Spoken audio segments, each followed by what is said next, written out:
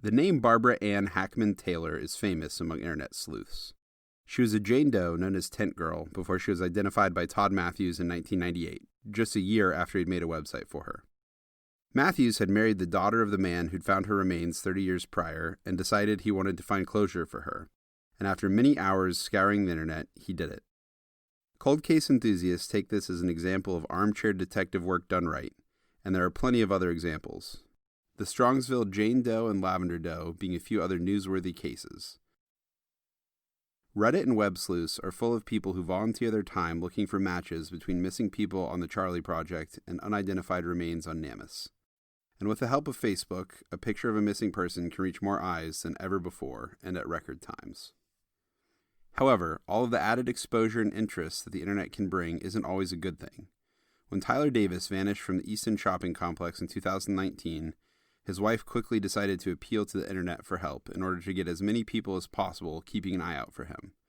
She didn't realize that she was also opening up her own life to the scrutiny of the internet as armchair detectives scrambled to solve the case. Through the disappearance of Tyler Davis, we'll explore what it looks like when someone vanishes in today's social media-filled world and the consequences for their loved ones. Hi, I'm your host, Zach Williams. Welcome to Compulsion.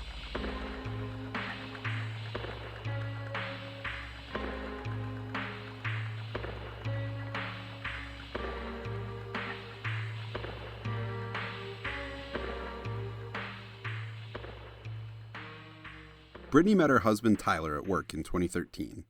Tyler was her boss, but the two became fast friends. Their relationship evolved from friendly coworkers to best friends to romantic partners. Brittany said nobody can make her laugh like Tyler does. She also described him as a wonderful father and husband, truly a great provider. In 2017, Brittany and Tyler were married, and they had a son who they named Aaron. They lived in Wilmington, Ohio, a small town nestled between Cincinnati and Columbus. Wilmington is consistently mentioned as one of the best small towns in America and a wonderful place for suburban families who want to get away from the hustle and bustle of the big city without being too far from its comforts. In true Ohio fashion, Wilmington's favored hometown crop, corn, has a dedicated festival each year, and Wilmington boasts of being the birthplace of the banana split. The couple lived a quiet life, more content to spend a quiet evening at home than a wild one out on the town. Both Tyler and Brittany worked nights. He would often get home around 4 a.m., and she worked well into the early morning hours as a bartender. Despite the challenges presented by their unique schedules, they made sure to find time to spend together. Every year they made a special trip, even if it was just for one day, on both their birthdays and their anniversary. Brittany's birthday was February 24th, and the couple had planned a weekend getaway to nearby Columbus. In the early morning hours of February 23rd, 2019, Tyler got home from work around 4 a.m. He'd been pulling extra hours and was tired, but excited for the trip that he and Brittany had planned the next day. They both went to bed around 5 a.m. and were planning on getting up early enough to meet Tyler's parents in Columbus around noon. However, they both overslept, waking up around 12:30 and not getting out of the house until after 1. Eventually, they met up with Tyler's parents at an Outback Steakhouse on Stringtown Road and enjoyed a relaxing lunch with them. Following lunch, they left their son with his grandparents and headed north, stopping at a Speedway gas station on Stringtown Road before the 71 on-ramp to get gas. They arrived at their Hilton Hotel around 4 or 5 p.m. and got settled in. The couple had contacted their friends that lived in Columbus. Brittany's friends had been busy, but luckily one of Tyler's close friends was free. He made the quick 10-minute drive from his house over to Easton. The friend's name was Sean Hughes, and although his name was initially withheld from the public, the lead detective on the case used it freely in a press conference, and Sean himself has since given an interview. Thus, his name is already in the public record. Sean and Tyler had been friends for years, and although Sean moved an hour away to Columbus, they would still take the time to visit each other. When Tyler knew he wanted to propose to Brittany, Sean had even helped him design her engagement ring. When Sean arrived at the Hilton, Brittany was just finishing up getting ready for their evening out. The trio hung around and caught up for a while and watched what Brittany described as, quote, some trashy TV. They lazed around until 8:30 when they decided to go out on the town. They were planning on shopping and getting a couples massage the next day, so mostly they just wanted to drink a bit and explore. They had drinks at Bar Louie and Adobe Gila's and were all somewhat inebriated by the time they were finished. Brittany drank mixed drinks and Tyler had shots, and it was actually the first time ever the couple had gone out to a bar to drink together. Brittany was only 23, They had a young son, and she worked at a bar for her job. So any of these could be contributing factors to their dry past. It is also possible that they just weren't big drinkers. Either way, Brittany was feeling adventurous and suggested the three go to a strip club, as she had never been before and wanted to see what it was like. Following Brittany's suggestion, they ordered an Uber and decided to head to the Dollhouse, a strip club in a nice part of town. They ended up hanging out and drinking until around 2:30 a.m., and at one point Brittany went out to smoke. She was hesitant to leave her drink at the bar since she knew to never leave a drink alone, but the bar had a strict policy about not allowing guests to bring drinks outside. She ended up leaving it, and Tyler helped her finish it later. They had fun, and Brittany said they met some, quote, very nice girls. Not being from the area, they weren't exactly sure when the bar closed, but at one point Brittany went to the bathroom for a few minutes near the end of the night, and when she returned the lights were on. Closing time had snuck up on them, and the bouncer was arguing with Tyler and his friend, saying that they had to leave right that minute, but Tyler insisted they had to wait for Brittany. The bouncer seemed skeptical and was trying to get them out of the bar, but when he saw Brittany return, the tension diffused and they left. As pointed out in her True Crime Garage interview, the bouncer may have been confrontational because he was used to seeing men trying to hang around after close to bother the girls who worked there. One review of the Dollhouse mentions a patron out for the night alone who suspected his drink was spiked with GHB. He said he blacked out after 3 drinks and doesn't remember the rest of the night, but his girlfriend said 2 men dropped him off at his apartment later that night, covered in cuts and bruises. His card had been maxed out at $2,000. He said he filed a police report, but no follow-up to the review was posted, and no other reviews mention this. Other negative reviews point to being overcharged or no, quote, fun provided with the lap dances, which the owner responded to by saying they are not a $20 BJ place. So it's worth noting, like with any business, some negative reviews may be posted out of spite. In her Dateline interview, Brittany initially skipped past mentioning the Dollhouse specifically. She just said that they went to various places in the area. The backlash and rampant speculation about the quality of their marriage after this information came out may have been why she wasn't more forthcoming with that information. To this day, a popular theory on Reddit and web sleuths is that Brittany and Tyler must have been swingers, since they had a male friend with them on Brittany's birthday and went to a strip club. And of course, Brittany's initial omission of the Dollhouse must have meant that she had something nefarious to hide. On the night in question, the trio waited outside for about 20 minutes for an Uber, and Tyler was fairly intoxicated at this point. A girl from the club brought them water and chatted for a minute. When the Uber arrived, it was about a 15 to 20 minute drive back to the hotel, and Tyler fell asleep. They got back to the hotel, and the Uber driver seemed agitated because Tyler was confused and didn't think they were back at the hotel. He was taking a minute to wake up, and the Uber driver was visibly irritated. Tyler thought he was being kicked out of the Uber early before they got back to the Hilton.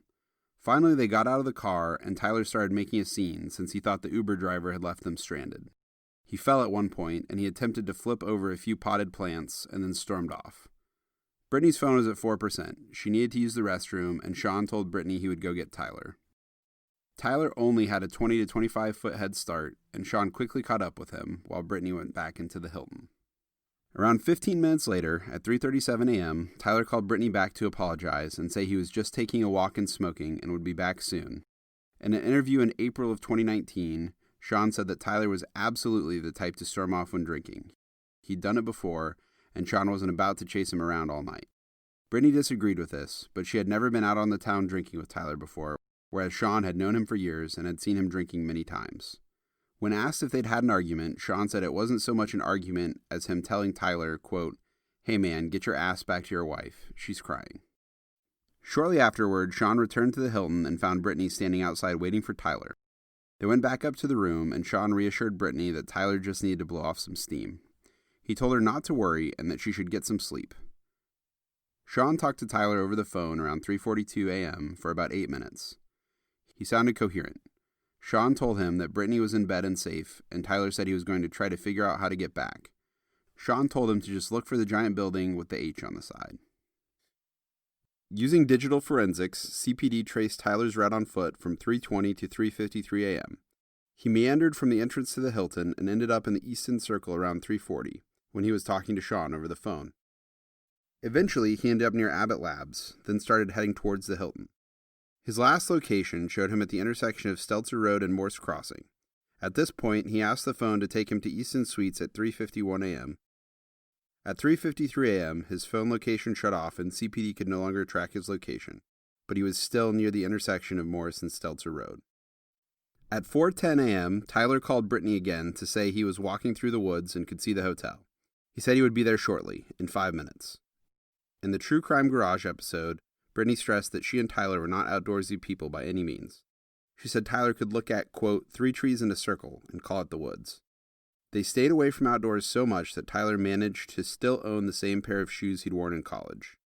There aren't any seriously wooded areas near Easton, but there are patches of woods and a wetland near Abbott Labs. It's enough woods to temporarily get lost in, but one can find their way out walking in any direction for 5 minutes or so. There are 4 wooded areas within a half-mile of Tyler's last phone ping. Many news sources didn't report this last phone call accurately. Brittany stressed that Tyler was not confused in this phone call and sounded coherent. But several sources took Tyler's earlier confusion in the Uber to mean he was confused and incoherent during the phone call. Brittany maintains that this is not true. He sounded like he knew where he was. Online sleuths would later criticize Brittany for not being more worried about her, quote, confused and incoherent husband, based on this misreported information.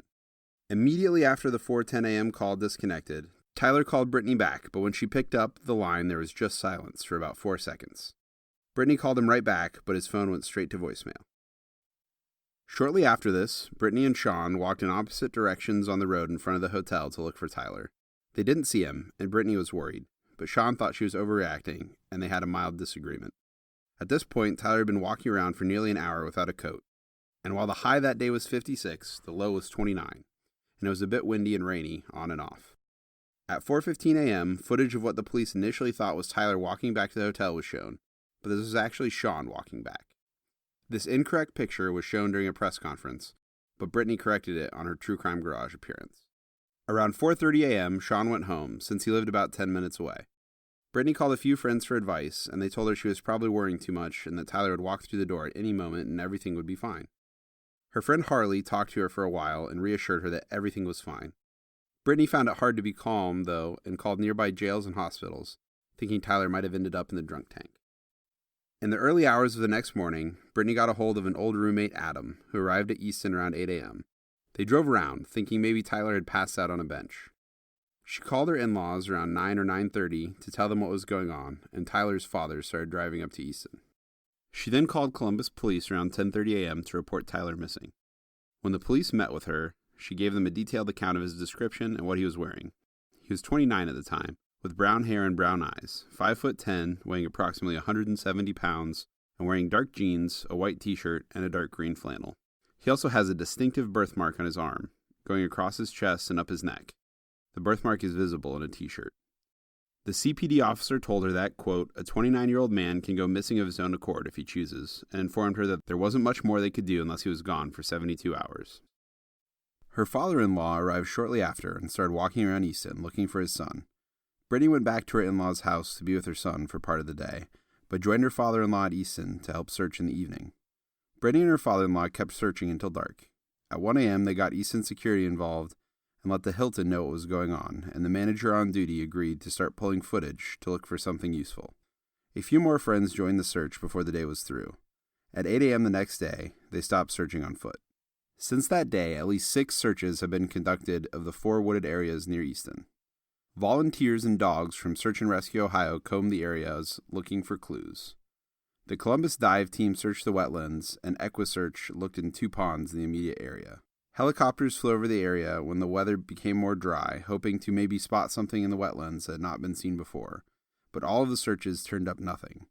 Brittany, along with friends and family, still occasionally band together to distribute flyers in the Easton area, and Brittany still calls Tyler's phone every day. In March of 2019, Brittany started the Bring Tyler Davis Home Facebook group. She posted information about Tyler in the night he vanished, and the group currently has nearly 10,000 members. As more people joined, Brittany and her family had to moderate and remove posts with rampant speculation. She was then accused of trying to shape the narrative. While criticizing her, online sleuths shared a speeding ticket she got when she was just 16 years old. They also rifled through her mother Melissa's past, at one point saying she had an extensive criminal record. The accusing poster quickly realized they had the wrong Melissa Fields, but rather than apologize, pointed at Melissa's driving record, which had some minor infractions. The way some networks aired the story didn't help, as some would only include bits and pieces of Brittany's story, And one even clipped her statement about all of the things she loved about Tyler down to just, quote, a great provider, leading people to call her a gold digger and say she was just using him for money. One theory on web sleuths claims that the reason Tyler was so tired was that Brittany was forcing him to work extra hours so that she could have a, quote, nest egg saved up for when she killed him. True crime enthusiast Katie Frederick got banned from Brittany's group and started her own, called True Crime Junkies Tyler Davis Missing Case Discussion. Frederick made it to be a place where people could openly speculate. In Brittany's group, posts accusing her of murder or criticizing her appearance that added no value to the group are banned, as well as speculation and news stories every time a body was found in Columbus. Brittany was reading all of it, and friends who helped run the group asked people not to post such content. Frederick's group allowed for open discussion, much of which was centered on accusing Brittany of involvement in Tyler's disappearance. Frederick had initially gotten involved after reading about Tyler's disappearance on a smiley face killer theory page. This theory claims that men in their 20s who fall into bodies of water while out drinking are actually killed by a gang of serial killers. It's called the smiley face killer theory because the supposed calling card of the killer or killers is that smiley face graffiti can be found where the body was recovered or entered the water. Since Tyler Davis is often mentioned in the same breath as Joey LaBute Jr. and Brian Schaefer, who are both associated with the theory, some subscribe to that idea. Joey LaBute Jr.'s body was found in the Scioto River near Scioto Audubon Metro Park, and Brian Schaefer is often mentioned with the smiley face theory because he was a drunk man in his 20s, which is the supposed demographic. Since Tyler was a drunk man in his 20s and there are wetlands near Abbott Labs, believers of this theory have been speculating about Tyler Davis since very early on in the case. Early on, Brittany got involved with Lori Davis, who runs the Missing in Ohio Facebook group. Lori Davis is a Columbus local who also runs the missing website for Brian Schaefer and has been very close with Brian Schaefer's family. Lori helped Brittany assemble a detailed timeline of events the night Tyler vanished by putting together receipts and phone records. In April of 2019, Brittany would go on True Crime Garage, a prolific podcast local to Columbus. Brittany would use her timeline and notes from that night to ensure that she was saying accurate information. After her True Crime Garage appearance, people accused Brittany of sounding scripted, since she was partly reading from notes she'd compiled since Tyler's disappearance. The co-host of True Crime Garage, the captain, said in her defense, quote, "She has very detailed accounts, and people were like, she sounds scripted. Well, if your loved one went missing, I'd hope you'd sit down and write down all the facts and anything you can remember, too." In the first part of the True Crime Garage episode, Sean's name was accidentally left in at one point, although they had tried to censor it throughout. The next day, people on web sleuths were pointing out that it was said, and the Crime Junkies Facebook page was cross-referencing Brittany and Tyler's pages to find a friend named Sean, though the unusual spelling threw them off. Wanting to help his friend, Sean had posted information about Tyler on his page and had given out his personal number. Online sleuths quickly connected the dots, and eventually someone posted Sean's name, phone number, and home address on web sleuths. They also possibly posted it on Facebook, but if it was posted there, it was quickly deleted. It was just one day after the release of the podcast that all of Sean's information was made available to the public. On May 6th, Sean would call True Crime Garage to discuss the case with them and give his account of events. He said that he has been questioned by police, and they looked at him and his wife's phone records. This small tidbit of information would fuel more pointless Facebook discussions, where sleuths would say Sean didn't, quote, seem like a married man, since he had gone to a strip club and been somewhere in the hotel room when Brittany was finishing up showering, meaning he surely must have watched her get dressed. He said there is surveillance footage of them exiting the Uber. He also went into detail about a few sightings in Ohio of Tyler. He said they all seemed credible as they mentioned a man with a distinct birthmark, but none of them ended up being Tyler. Doxing was nothing new to Brittany and her mother Melissa. People were threatening to come to Brittany's house and calling her to harass her. They called Tyler's parents as well, and speculation ran rampant that Aaron was actually Sean's son, not Tyler's. A popular theory online was that the reason Tyler stormed off in the first place was because Brittany and Sean had been flirting. One poster even threatened to call Children's Services, alleging that Brittany must have been mistreating her child if she would murder her husband. Meanwhile, Sean started getting death threats, and all of the Facebook groups involved got more members joining, despite remaining private. At one point, Brittany got involved with We Can Bring You Hope, and an organization ran by Michelle Hellman Bender. Bender got very involved in Tyler's disappearance, conducting her own, quote, investigation. Brittany sent Bender her timeline, which included Tyler's email password, and Bender logged into Tyler's email. Brittany got a notification that someone in Pennsylvania had accessed Tyler's email, but quickly realized it was Bender. She changed the password and told police about the incident. In July, author Andy Downing would write an article for Columbus Alive called The Disappearance of Tyler Davis and the Rise of the True Crime Complex. He would truncate and somewhat rework a version of this article to go out in the Dispatch as well. In the Dispatch article, he took the same approach as Dateline, omitting the strip club entirely in the story, even though he'd mentioned it in his longer article. Whether this was done to make the story more family-friendly, or attempt to try and keep the discussion focused on Tyler's disappearance rather than speculation about his marriage, some online sleuths did not realize that both articles were written by the same man, and once again, went to a frenzy about Brittany changing her story. Ironically enough, a quote Brittany said in this article about the news coverage thus far became oddly appropriate. Quote, "I've done so many interviews and talked to so many people, and I told everyone the same story each time, but they can all spin it. I'm telling you my story, but I'm not going to write your article, so you can write it in any direction you feel, which is obviously your right. But if I had 6 different writers and I tell them the same story, they're not going to write the same thing, which makes people say, her story doesn't match up. This has never happened to me before, so I'm just trying to navigate the waters the best I can." In the Dispatch version of the article, Columbus Police Sergeant Daniel Weaver said of the internet and media's involvement in the case that, quote, "There are so many competing forces involved in this, and it's almost taken on a life of its own. It's hard to discern between valid information and armchair quarterbacks who read into things that just aren't true." He runs the Missing Persons and Exploited Children's Unit and said that the case is absolutely still active, but he doesn't want to release any details and add to the social media mess. These articles interviewed Katie Frederick herself, and when asked about her involvement in the case or how her group might affect the investigation, Katie said, quote, "That's a hard one to answer because of course it concerns me, but at the same time, I don't think anything we do on Facebook is going to interfere with what they're doing in real life. For the most part, our group is just a discussion group." In that same article, Brittany disagreed with Frederick's stance that social media was not harming her case.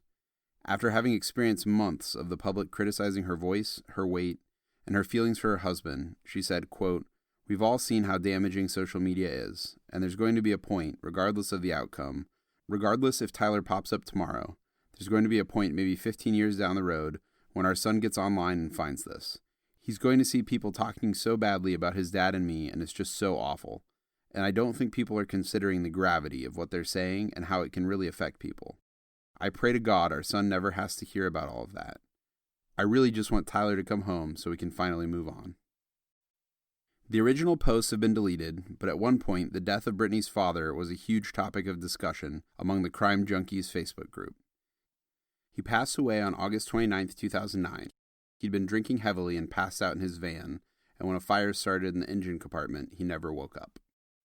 His body was found the next day as he'd been idling in his van in an alleyway. Posters speculated that Brittany's mother, Melissa Fields, had killed her husband, and Brittany was simply following the family tradition by killing Tyler. One group discussion speculated that the reason Brittany and her mother were so close is that they were both helping each other cover up murders. During this controversy, a YouTube channel specializing in tarot crime readings covered the case. For those unfamiliar with the practice, tarot readers will sometimes do readings on unsolved cases to try and figure out what happened. In the video, a camera is pointed at 2 tarot card decks and a pile of crystals. The reader is behind the camera and selects cards out of view, though you can hear them shuffling in the background to assure viewers that the cards were indeed chosen at random. In the video, the reading backs up all of the popular theories, saying that Brittany and Sean were in love and conspired to kill Tyler, and that Melissa was under investigation for killing her husband. Melissa is not and was never under investigation for her husband's death, but this YouTuber claims otherwise. Katie Marie Frederick would at one point attempt to make some form of amends to Brittany by setting up an Amazon wishlist for her.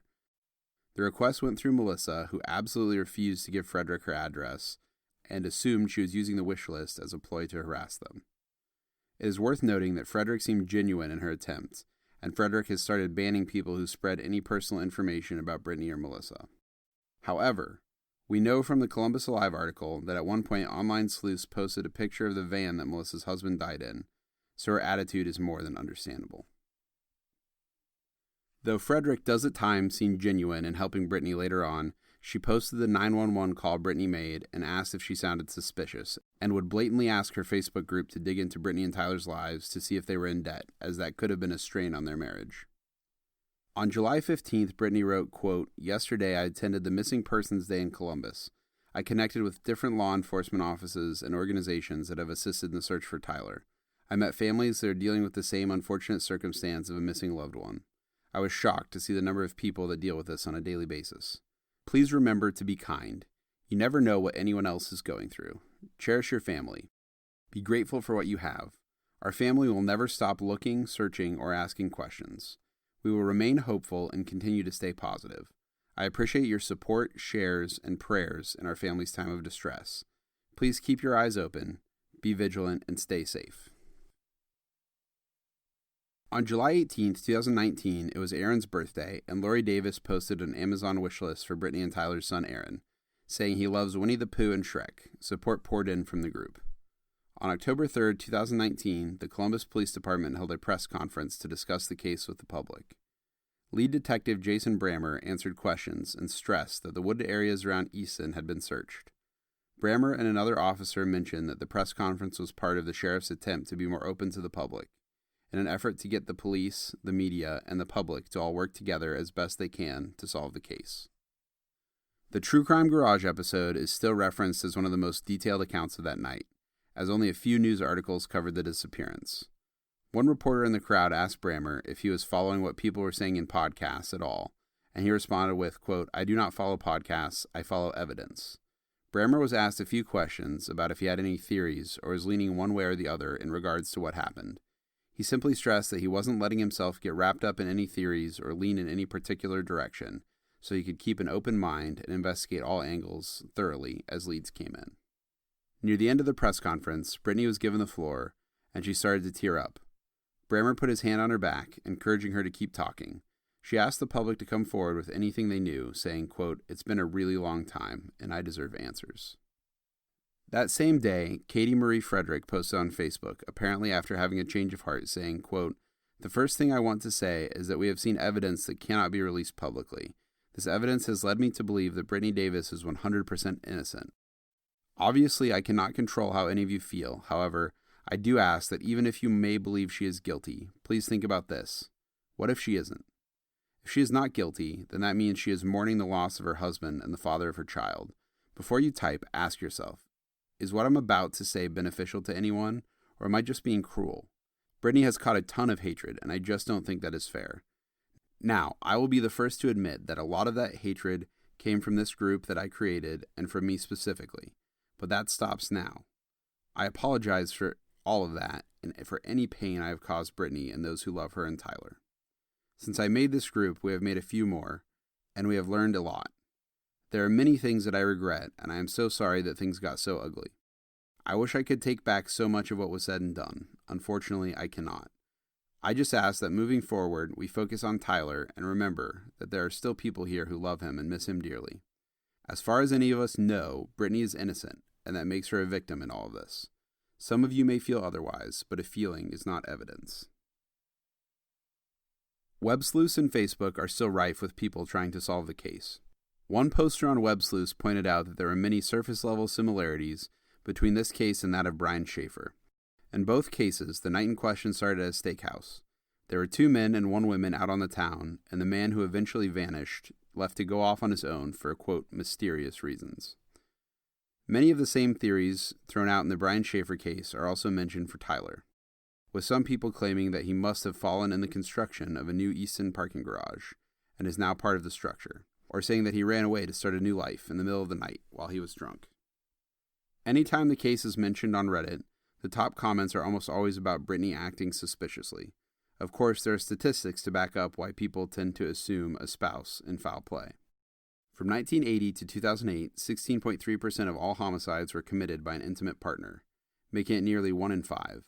But does a 16.3% chance justify harassing someone who is now raising a young child on her own and mourning the disappearance of her husband? Lori Davis occasionally gets calls from Brittany when she's frustrated with how the case is going, and she'll talk her through it, telling her to do what she can and not let the negativity get to her. But there's only so much Brittany can do before she's left with no option but to wait. In January of 2020, Brittany took and passed a polygraph in relation to her husband's disappearance. As of March of 2020, Brittany is largely absent on her Facebook group, instead opting to let others post about their missing loved ones.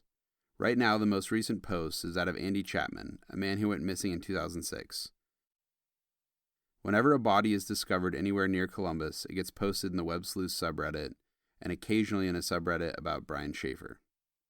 Tyler's disappearance, perhaps in part due to the controversy, has quickly climbed the ranks to being one of the most well-known missing person cases in Columbus, meaning many people know what he looks like and are keeping an eye out for him. This also means that the numbers in all Facebook groups involved continue to climb, and speculation on all social media platforms shows no signs of stopping.